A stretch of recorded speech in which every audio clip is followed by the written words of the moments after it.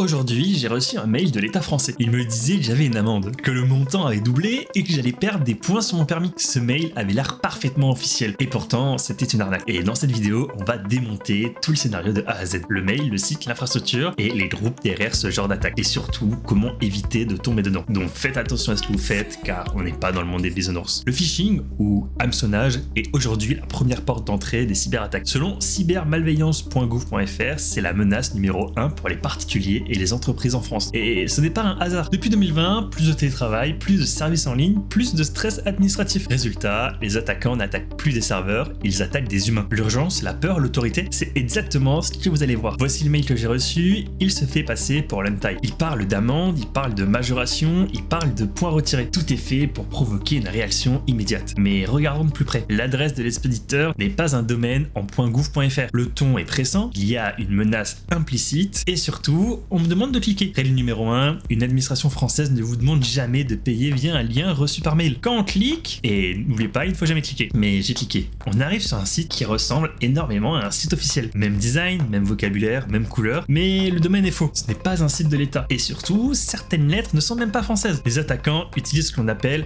des homoglyphes Unicode. Des lettres russes ou grecques qui ressemblent exactement aux nôtres. À l'œil humain, c'est invisible. Pour les filtres de sécurité, ce n'est plus le même mot. Le site vous demande ensuite nom, prénom, date de naissance, adresse, téléphone. Avant même de parler d'argent, on vole votre identité. Maintenant, la partie intéressante. Le site que vous voyez n'est qu'un décor. En réalité, tout passe par une iframe invisible. C'est une page dans la page. Et cette iframe change de comportement selon l'étape. Arrivée, vérification, paiement, le site fonctionne comme un tunnel de vente. Sauf que le produit, c'est votre argent et vos données. Et parfois, comme ici, le site peut sembler cassé. Les boutons ne marchent pas, mais ce n'est pas un bug. Les campagnes de phishing sont souvent temporaires. Actives quelques jours, puis désactivées, puis réutilisées ailleurs. Ce genre d'attaque n'est pas isolé. Depuis 2020, des milliers de groupes opèrent à l'échelle mondiale. Interpol a mené plusieurs opérations internationales, des milliers d'arrestations, des centaines de millions d'euros saisis, des réseaux présents en Afrique, en Europe, en Asie. Certains groupes sont devenus tristement célèbres. Black Hats en Afrique de l'Ouest, des réseaux de faux conseillers bancaires en Europe, des call centers frauduleux en Asie du Sud. Leur motivation, c'est simple, l'argent. Et le risque est longtemps resté faible. Mais ça commence à changer. En France, l'une des arnaques les plus destructrices est celle du faux conseiller bancaire. SMS, appels, pression, virement, des centaines de milliers de victimes, des centaines de millions d'euros volés. Même des adolescents ont été arrêtés pour avoir monté ce type de fraude. Le phishing n'est pas toujours loin. Il sert souvent de première étape. Tomber dans un phishing, ce n'est pas juste perdre de l'argent, c'est une usurpation d'identité, des crédits ouverts à votre nom, des attaques répétées, parfois des années de procédure. Et beaucoup de victimes n'osent même pas porter plainte. Alors retenez ceci, ne cliquez jamais sur un lien reçu par mail ou SMS. Allez toujours vous-même sur le site, vérifiez le domaine, méfiez-vous de l'urgence et en cas de doute,